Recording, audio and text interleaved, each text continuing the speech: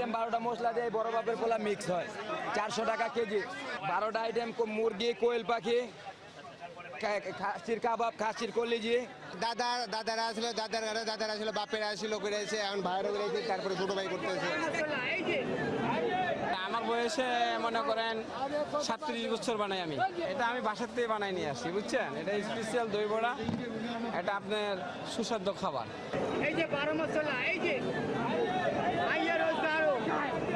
এই যে জামাই বাবা খায়, রসুন খায়। পাকিস্তানি মুরগি যেটা এটা আছে 220 টাকা রেট, আর কোয়েল পাখি আছে 60 টাকা, যেটা গতবার 50 টাকা ছিল। আর আপনার বিফ চিকেন আছে, গতবার 50 টাকা ছিল, এবার 10 টাকা বাড়ছে, এবার 60 টাকা পড়ছে। এই হালিম আছে, তারপরে হলো জিলাপি টেলাপি নেই, ইফতারির দামটা একটু বেশি আছে। নাম করা আজকের না, এটা প্রায় 100-200 বছরের কাছাকাছি। কাচুরি এটার নাম, মানে আমরা সবাই পুরি বলি, কিন্তু এটা কাচুরি। শাহী পাউডার আপনার কিমা গরু কিমা করে আপনাকে মিক্সচার করে তারপর একবারে দিয়ে দেয় পাউডার ভিতরে।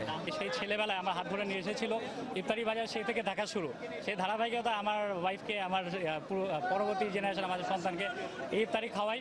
এখানে কতটুকু বিষাক্ত জিনিস দেওয়া হইতেছে এটা দেখাইতেছে কিনা, এখানে মুরগিগুলো কিভাবে হাত দিয়ে ধরতেছে, হাতের মধ্যে হ্যান্ডেট আছে কিনা, প্রতিটা বড় বাপের পোলা এইভাবে লড়াইতে আছে, হাতের অবস্থা কেমন, তার কন্ডিশন কেমন, তার ঘামগুলো কোথায় পড়তে আছে, এটা কিন্তু কেন খেয়াল করে না।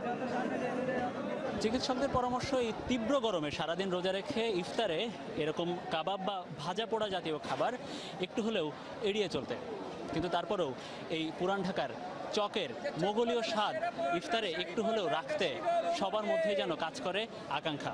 আর তাই রাজধানীর বিভিন্ন এলাকা থেকে এই চকের ইফতার সংগ্রহে ছুটে আসা।